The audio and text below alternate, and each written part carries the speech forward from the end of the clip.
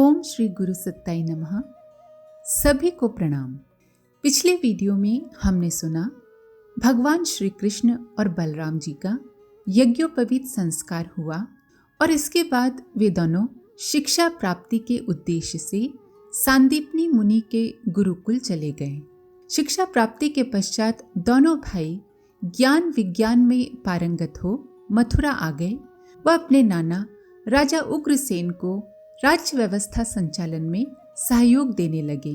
कंस का ससुर जरासंध कंस की मृत्यु से बहुत दुखी हुआ और उसने निश्चय किया कि एक भी यदुवंशी को इस पृथ्वी पर नहीं रहने दूंगा। उसने मथुरा पर चढ़ाई कर दी। आइए इसी क्रम को आगे बढ़ाते हैं। श्री सुखदेव जी बोले, परीक्षित, जरासंध की सेना समुद्र के समान दुर्गम, भयावह और बड़ी कठिनाई से जीतने वाली थी, परंतु भगवान श्री कृष्ण और बलराम जी ने थोड़े ही समय में उसे नष्ट कर डाला।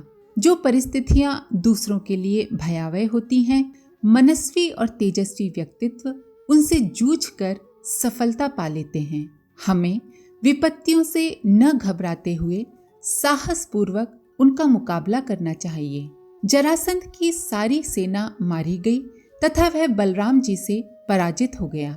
बलराम जी जरासंध को वरुण पाश में बांधकर उसका वध करना ही चाहते थे कि कृष्ण भगवान ने उसे ये समझाकर छुड़ा दिया कि यदि यह जीवित रहेगा तो और सेना इकट्ठी कर लाएगा और हमें पृथ्वी का भार उतारने में सुविधा होगी।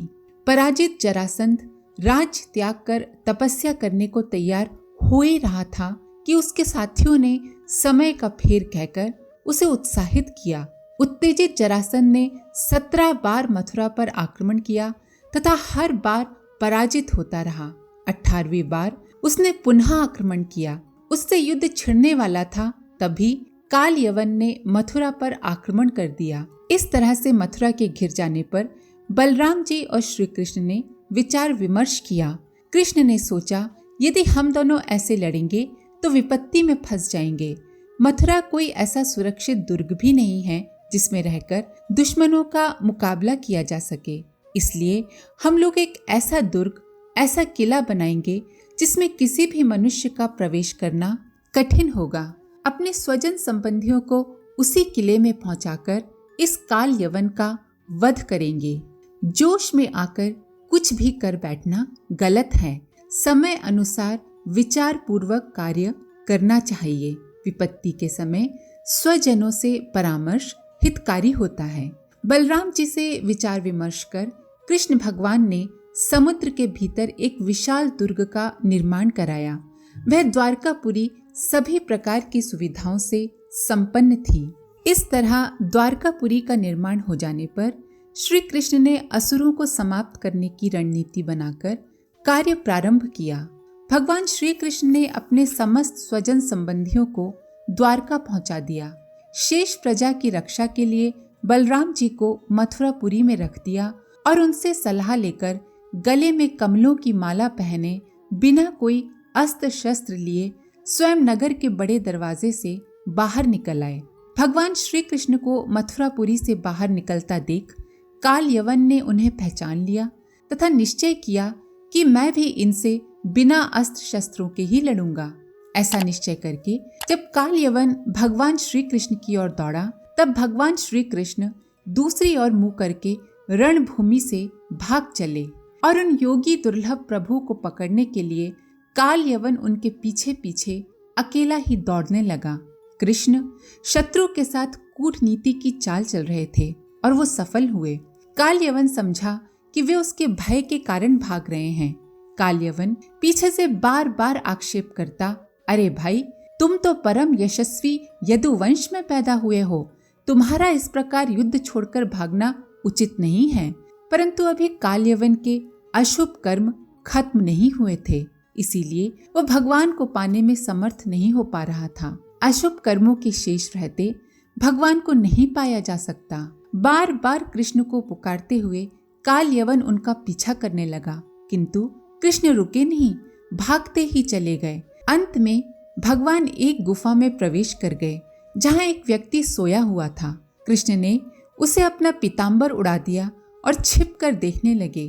काल यवन भी उस गुफा के अंदर घुसा और कहने लगा, इसे देखो, मुझे चकमा देकर इतनी दूर ले आया और अब यहाँ मौत से सो रहा है। ऐसा कहकर उसने उस सोते हुए व्यक्ति को कस कर लात मारी। वह पुरुष इस प्रकार ठोकर खाने से जाग गया। उसकी दृष्टि पड़ते ही काल यवन के शरीर में आग पैदा हो गई और वो क्षण भर में जलकर राख का ढेर हो गया।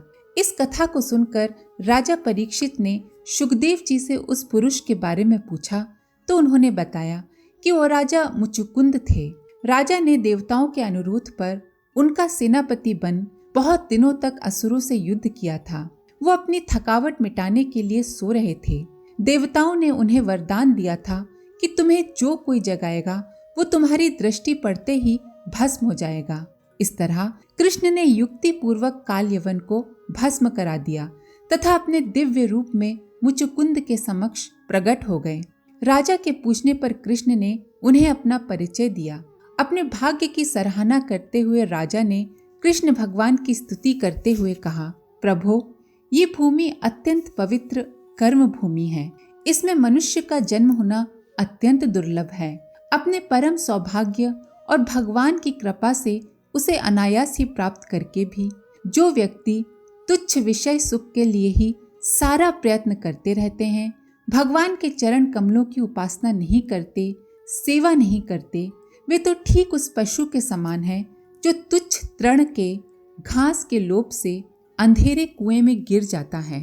अपने स्वरूप में एक रस स्थिति रहने वाले भगवान जीव अनादिकाल से जन्म मृत्यु रूप संसार के चक्कर में भटक रहा है। जब उस चक्कर से छूटने का समय आता है तब उसे सत्संग प्राप्त होता है।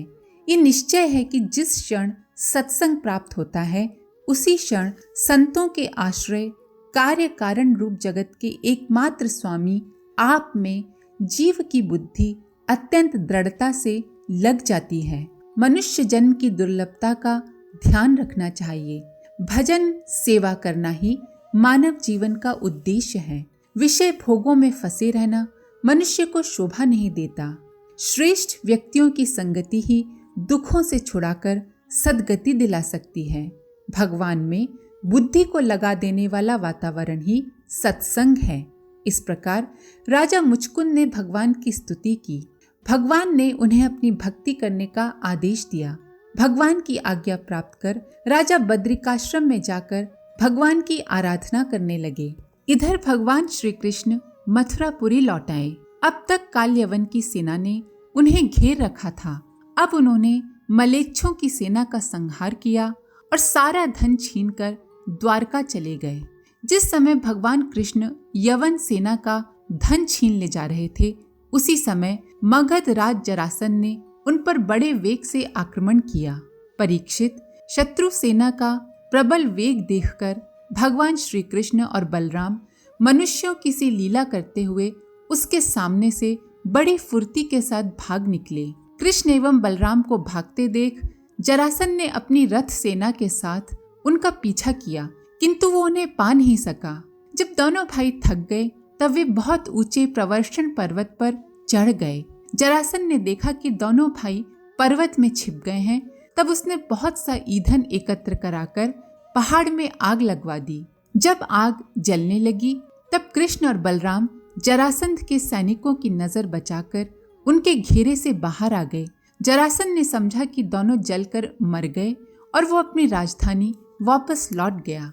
भगवान कृष्ण द्वारका पहुंचकर सुखपूर्वक रहने लगे। इसके बाद बलराम जी का रेवती से विवाह हुआ। कृष्ण भगवान का भी विदर्भ नरेश भीष्मक की कन्या रुक्मिणी से विवाह हुआ। राजा भीष्मक की साध्वी कन्या रुक्मिणी लक्ष्मी का अवतार थी। कृष्ण ने उन्हें ही पत्नी रूप में स्वीकार किया। विवाह के उपरांत दोनों भाई सुखपूर्वक द्वारका में रहकर यदुवंशियों का मार्गदर्शन करने लगे। बहुत समय बीत जाने के बाद कृष्ण के मन में ये इच्छा हुई कि मैं अपने समान तेजस्वी एवं योग्य पुत्र समाज को दूं। ऐसा सोचकर उन्होंने पुत्र प्राप्ति की इच्छा से रुक्मिणी जी के साथ घोर तप किया। इस घटना का विवरण श्री कृष्ण ने इस तरह कहा है। 12 वर्षों तक ब्रह्मचर्य व्रत पालन करते हुए मैंने अपनी पत्नी रुक्मिणी के साथ हिमालय में तपस्या की। उसी तप के प्रभाव से मुझे सनत कुमार जैसा तेजस्वी प्रद्युम्न नामक पुत्र प्राप्त हुआ। आदर्श दंपति ही श्रेष्ठ संतति उत्पन्न कर सकते हैं। संतान पैदा करना महान जिम्मेदारी का कार्य है तथा इसके लिए अपने शरीर और मन को उपयुक्त बनाना पड़ता है। इसके लिए कठोर प्रयास करना ही तप है। आज के लिए इतना ही। आप सभी का धन्यवाद। ओम शांति। हमारे YouTube चैनल को सब्सक्राइब करें और बेल आइकन को दबाकर ऑल पर क्लिक करें ताकि आने वाले सभी वीडियोस की नोटिफिकेशन आपको मिलती रहे।